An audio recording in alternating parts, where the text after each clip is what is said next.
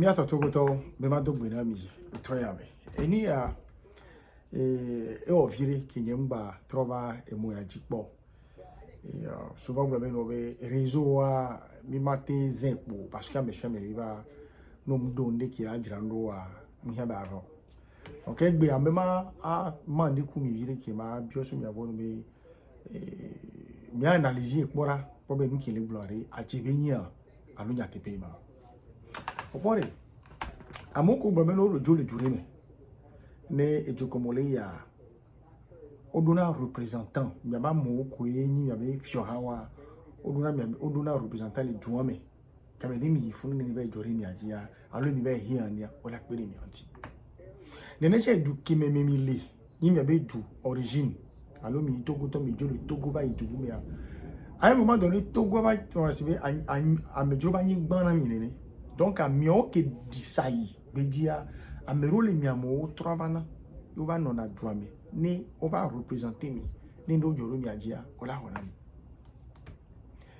o glo so be na ni amedo du musen inu se ka la mi asia o le biende ame atoro be emu anyi wa ma ton ki mi akwata mi la ma ala ma den mi la ma me to mi akwata mi la o bi e be ma ti so na bi la so de tana wa no mdu musen ko la ti khonwa le sipata wa e ki so na o khoni pone so no de kabe khoye alo kwa mi viking bo yo gbe a e ona be ava do afire a o nto ele ni problème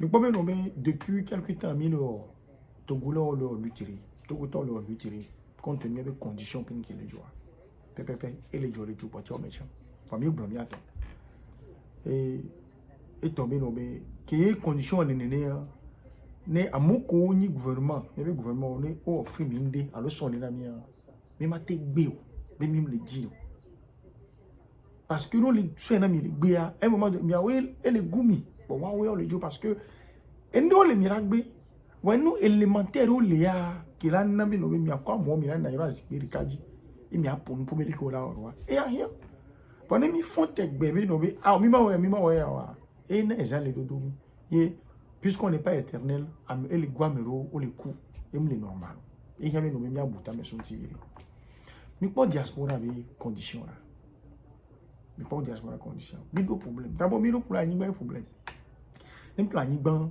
wala ba ni gban ma ni ato wala c'est ça pepe le joro mi ato ji o pepe le ko le togo chan pour mi au moins 80% diaspora le do problème be pour mais quel est on a mi fi kenya le wala closer justice kaka un moment donné nous la ti kono dasi mais quoi problème que join sur l'aéroport benyame no plagba alo pe téléphone alo yola be wala fouiller no fouiller o pe so meta menia wala kangano mi ato wa troka ko ba so wa ba gbon so le tole port o ba le fouiller agbana mo bon gouvernement est so loi et décider ni kenja we donc a nemio mim tele yi wa gbobere oh mi ato mi de kuku e nke mi so le yari mo ja don mi aji ori ni ma we na mi le ki wa donc e o be mi awe le chingbe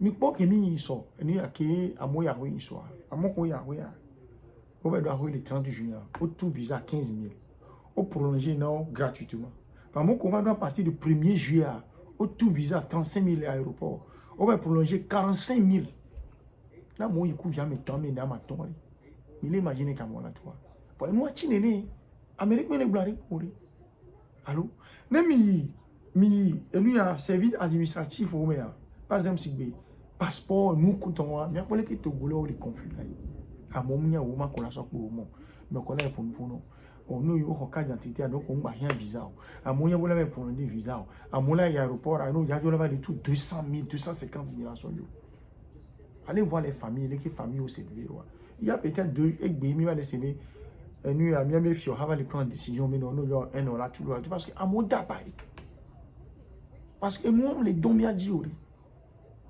ne mi gbe na endo be mi na yiro azipire kaji ku mi ave fio ha tele plom mi gbe ndo wa quelque part donc an ba ni fio ha mi an to ele were le bientôt parce que 2019 anya que c'est bon no be o le pramero java gouvernement prend décision be no be amero la représenter diaspora oui yan que c'est no be no me mi chingbe parce que be diaspora chingbe bire parce que Normalement, miawe diaspora, miawe la yinene, ben so mes programmes à so ben et nous que mi ya wa ya, mi na mi tepe mi na yi, mi a chami no ambassadeur na diaspora ni.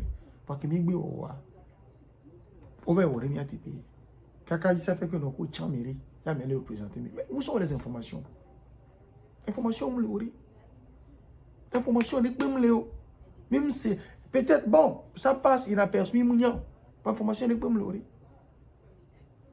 Voyage à qui a ils sont beaucoup de bouche à l'oreille. Mais les vraies informations ne sont pas dehors. Pourquoi? C'est parce que à mon côté, il y a seulement une minorité qui s'approche de celui-là. Comment il peut faire ce travail? Mais il n'y a pas de temps, candidat. Maintenant, comme nous allons l'obliger à travailler, nous allons le pousser à travailler, nous allons connaître les réalités.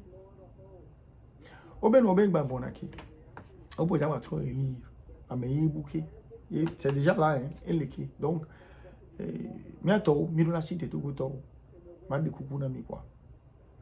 Link ça est le fond. Nous, il faut nous enregistrer encore. Nous avons carte d'identité, nationalité, naissance, carte consulaire. On ne peut pas que nous avons enregistré. Là, si le moment arrive et que les candidats se présentent, là, nous tous nous allons travailler avec la personne. Pour qu'au moins, même cause au second, diaspora cause second, les sont politiques, sont donc corps. Ne me pas nous qu'il est nécessaire, mais là, tu es au coup, gouvernement que les Togo a. Nous allons toujours perdre, comme on a toujours perdu. Mais là, nos goûts au jour le jour. Donc, link ça me font, bientôt, il va enregistrer massivement. Pour que, bon, il y a chaméré. Et que si il y a un chaméré, et mis le conscient cette fois-ci, nous voulons travailler ensemble avec la personne. Il y a encore, j'ai la chance d'aller au pays. J'irai voir la personne. Après 5 ans, encore on en a mieux. Nous qui nous, objectif et que je remédierai encore ici, va partager. Et nous qui c'est le bois je ne vais pas quitter la vidéo pour me poser le terrain. Bien remarqué souvent il y a une vidéo ça parle de terrain pour nous poser le terrain mais il y a tombé à plus terrain. La richesse, la vraie richesse c'est la terre. La vraie richesse, je vous aussi gomme moi aussi gomme. Si bien que mes potes Togo patakoya. Nem ya hwere, ni ba bio mi ato, mi mes parents au col comme mes copains maman. C'est les étrangers. Étrangers le plan. Mais il y a combien entre-temps, mi ba senabe no so et catapila ba coup. On va le bambou ba écouton. Mi bien divine quand tu l'as.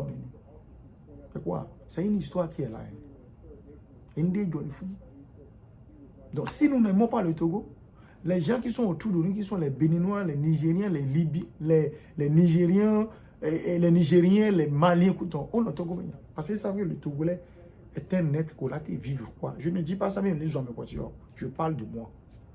Je parle d'un Togolais. On y avait à moi, on l'a vivre quoi, on l'a témoigné, et on trouve là, on va me dire, on dit que non. Il couvre nous.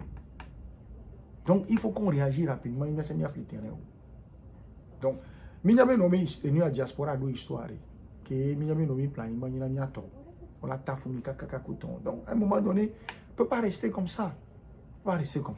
Donc, il y a oui, j'ai motivé certaines personnes, je les ai rencontrées notre histoire. Dans mes bonnes histoires, non, bon, il y a d'autres qui se sont portés garant. Mais non, ok, il y a là, il y a là, donc, au bout d'un moment, on doit payer, il y a là, qui quand même soit, on va y aller. Mais bon, il y a un diaspora pour que nous planifions. Effectivement, je suis allé, mais pour une inauguration. Oui, et nous,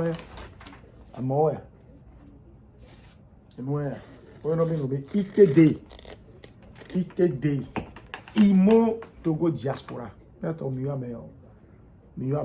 Ici, nous vous rassurons.